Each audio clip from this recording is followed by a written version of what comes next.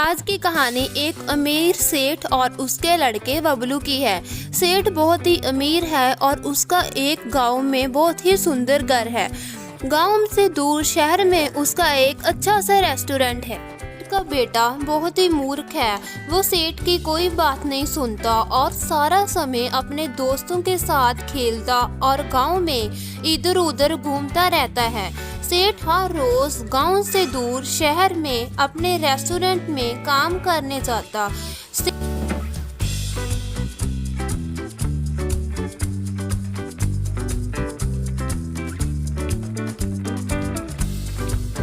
सेठ अपना काम बहुत ही अच्छे तरीके से अपने रेस्टोरेंट में करता। सेठ अपने ग्राहकों का अच्छी तरह से ख्याल रखता और उसके रेस्टोरेंट में ग्राहक भी खूब आते। सेठ की अच्छी कमाई होती थी। सेठ अपने बेटे बबलू को लेकर भी बहुत चिंतित रहता था। वो उसको समझाता कि वो रेस्टोरेंट में उसकी मदद किया करे और अपनी पढ़ाई अच्छी तरह से किया करे, परंतु बबलू सेठ की कोई बात ना सुनता और अपना खेलना और इधर उधर घूमना जारी रखता।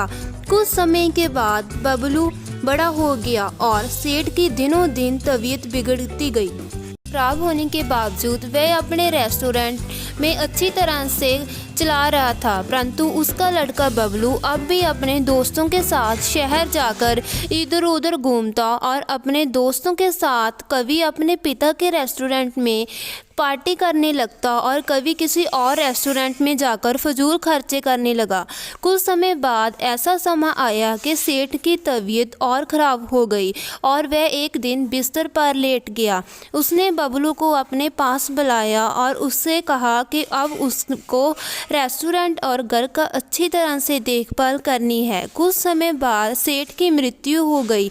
बबलू का अपने रेस्टोरेंट पर कोई ध्यान नहीं था। धीरे धीरे उसके रेस्टोरेंट पर ग्राहक आने कम हो गए और कुछ समय बाद ग्राहक आने बिल्कुल बंद हो गए। अब उसका रेस्टोरेंट बंद होने लगा। बबलू के पास पैसे की दिक्कत होने लगी। बबलू का घर भी बिक गया और रेस्टोरेंट भी बिक गया। अब बबलू गांव में एक छोटी सी झोंपड़ी में रहता और पैसे कमाने के लिए किसी और की दुकान में काम करने लगा। दुकान में झाड़ू भी लगाता और उस दुकान का सारा सामान ठीक करके रखता। अब बबलू को अपने पिता की बात बहुत याद आने लगी और वह अपने पिता की बातों को याद कर रोने लगा।